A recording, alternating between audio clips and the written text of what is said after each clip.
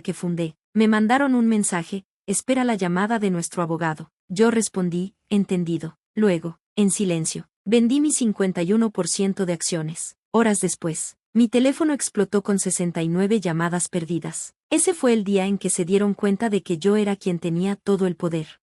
Hola, soy Claire Whitmore. Tengo 31 años y cofundé una empresa de cuidado de la piel de lujo que empezó en mi dormitorio de la universidad con solo unos cuantos productos hechos a mano, un sueño, y una versión más joven de mí que no entendía lo brutalmente fría que puede ser la familia cuando el dinero y el poder entran en juego. Esta es la historia de cómo mi propia sangre me sacó del imperio que construí desde cero, solo para que yo volteara la tortilla de una manera que nunca vieron venir. Todo empezó en mi tercer año de universidad. Tenía un acné quístico terrible y todos los productos que probaba solo lo empeoraban. Así que empecé a investigar remedios naturales, a buscar ingredientes crudos y a hacer mis propios sueros. Cuando finalmente mi piel se aclaró, la gente comenzó a preguntarme qué usaba. Para cuando me gradué, ya vendía a compañeros, a sus amigos y hasta a boutiques locales. Fue entonces cuando mi hermano mayor, Mason, estudiante de negocios con sonrisa de vendedor y un ego aún más grande, sugirió que lo lleváramos a otro nivel. Me convenció de registrar oficialmente la empresa, y mis padres ofrecieron una pequeña inversión a cambio de asientos en la junta directiva. En ese momento me conmovió. Pensé que era apoyo, pensé que creían en mí. Lo que no supe fue que les estaba entregando las llaves de mi propia caída.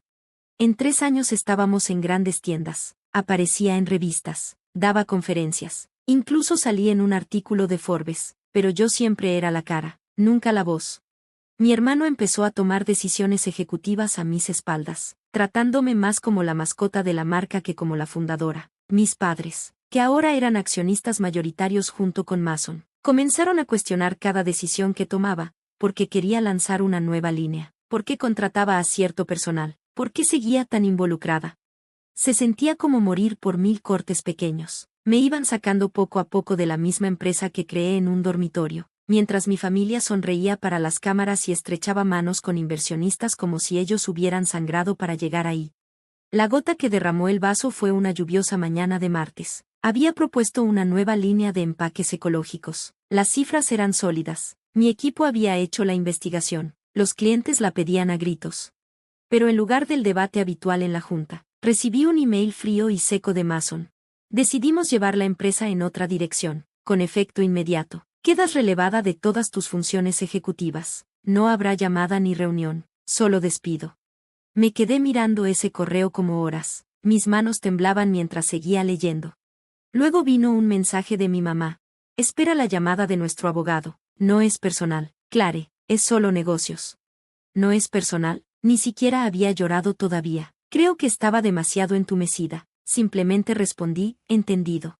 Lo que ellos no sabían, lo que ni siquiera se molestaron en entender, era que mientras ellos jugaban a los poderes, yo había mantenido en silencio un 51% de las acciones de la empresa. Sí, había diluido acciones a lo largo de los años para inversionistas, pero me aseguré de estructurar mi participación para mantenerme apenas por encima del control mayoritario. Nunca lo mencioné. Sabía que Mason me habría convencido hace tiempo de dividir esa participación, pero la guardé cerca, como una línea de vida silenciosa. Así que después de leer ese correo, agendé una reunión con una de las firmas de capital privado más agresivas del mercado, una que me había contactado un año antes durante una conferencia, interesada en una compra. En ese momento rechacé la oferta. Esta vez no.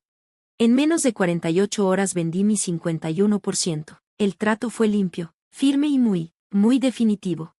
No se lo dije a nadie, no armé escándalo, ni siquiera lo publiqué en Twitter, simplemente salí de mi loft, fui a un spa, me di un masaje profundo, pedí sushi a mi suite del hotel y apagué el teléfono. Eso fue un jueves. El sábado por la mañana lo encendí de nuevo.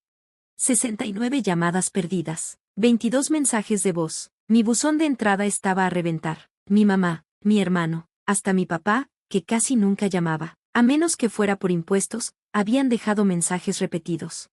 Aparentemente, los nuevos dueños llegaron el viernes en la tarde y dejaron muy claro que Mason, mis padres y todo el viejo equipo quedaban fuera, sin advertencias, sin tiempo de gracia, solo escoltados por seguridad mientras los empleados confundidos miraban.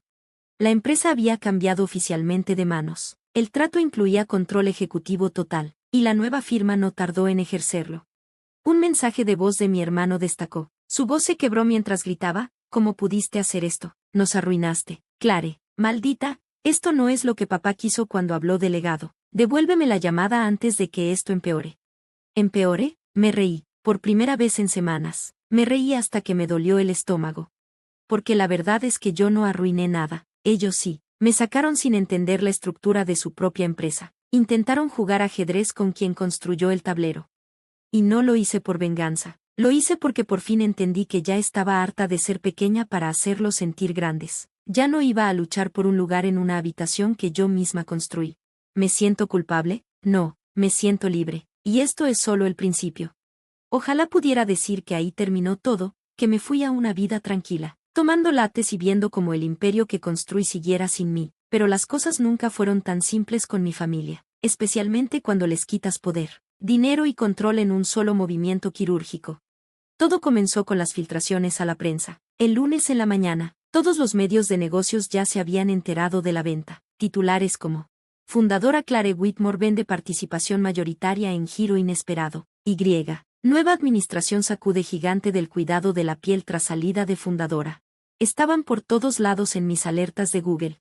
Mi cara estaba en todas partes, pero no como un fracaso. Esta vez, era una jugadora de poder, la mujer que convirtió la traición en un movimiento de negocios que superó a su propia junta. Naturalmente, Mason y mis padres dieron su propia versión de la verdad. Decían que vendí la empresa por despecho, que actué de manera imprudente, incluso que falsifiqué documentos para asegurar mi 51%. Eso me hizo reír, la ironía de que me acusaran de engaño cuando me habían cortado vía email como si fuera una pasante que se había quedado demasiado tiempo. Era casi poético. Pero el golpe real llegó cuando la firma de capital privado, a la que llamaré Argent Capital, empezó a hacer cambios, grandes cambios. Desmantelaron la vieja junta ejecutiva en menos de una semana. Mi hermano, mis padres y hasta algunos amigos que habían metido como asesores fueron despedidos sin causa. Argent no tenía obligación de mantenerlos y no dudaron en hacerlo. Todos los que una vez se sentaron en esa junta, tomando decisiones como reyes y reinas sobre mí, de repente eran los outsiders mirando desde afuera, y no lo llevaron bien. Mi mamá llegó a mi departamento sin avisar. Se paró en la puerta con una sonrisa falsa, sosteniendo un recipiente con su famosa cazuela de pollo como si eso borrara los últimos 6 meses de sabotaje silencioso. No la dejé entrar, suplicó, lloró, acusó. ¿Cómo pude hacerle esto a la familia? Le pregunté lo mismo. Me dijo que nunca pensaron que en serio lo haría, que solo era una reestructuración temporal para la imagen, que había exagerado. Exageré. Yo construí esa empresa de la nada. Pasé noches sin dormir embotellando fórmulas, empacando pedidos, contestando clientes uno a uno. Sacrifiqué amistades, relaciones y mi salud mental para hacer ese sueño realidad. Y cuando se volvió demasiado exitosa, demasiado visible, demasiado poderosa, intentaron borrarme de ella. Eso no es negocios, eso es traición con traje de 3 piezas. Pero no terminaron ahí. Una semana después del encontronazo en la puerta, recibí una citación. Me estaban demandando. Las acusaciones: incumplimiento del deber fiduciario, mal uso de información de la empresa, intención maliciosa de dañar la reputación de la compañía. Incluso me acusaron de filtrar documentos a la prensa para bajar su valor antes de la venta. El equipo legal de Argent se rió al ver los papeles. El trato era impecable. La junta me había relevado oficialmente de mis funciones ejecutivas y mi venta cumplía con todos los derechos de accionistas. No solo eso, sino que la empresa aumentó su valor justo después de la compra, demostrando que no hubo sabotaje. Si acaso, les hice un favor. Pero a Mason no le importó. Empezó a publicar cosas crípticas en LinkedIn. Mensajes como: siempre son los tuyos, cuidado con en quién confías. Incluso intentó lanzar una marca competidora en semanas, diciendo que él era el verdadero visionario detrás de nuestro éxito. Fracasó estrepitosamente, los inversionistas no mostraron interés y el público seguía de mi lado. Lo que más le dolió, creo, fue que no respondí. No hubo coartadas, declaraciones, podcast ni nada. Viví tranquila, pero bien, viajé, di consultorías, empecé a mentorizar a mujeres jóvenes en STEM y negocios. Incluso comencé a diseñar el concepto de una nueva línea de cuidado de la piel, una que se enfocara en botánicos regenerativos, algo verdaderamente revolucionario. Mientras tanto, mi familia se desmoronaba. Mi papá tuvo que refinanciar la casa después de que la demanda fallida agotó sus ahorros. Mason volvió a vivir con ellos tras dejar de pagar el departamento de lujo. ¿Y mi mamá? Me mandó largas cartas llenas de culpa sobre legado y perdón, y sobre que yo todavía era su hija al final del día. Pero yo no podía regresar. ¿Perdón? Sí, tal vez algún día se lo dé. ¿Confianza? Esa nunca volverá. Unos meses después, me encontré con Mason en una gala de la industria. Estaba más delgado, cansado, y menos arrogante de lo normal. Se acercó como un extraño, sin brazos abiertos, sin encanto falso. Me preguntó solo una cosa, ¿por qué? Y le di una respuesta simple.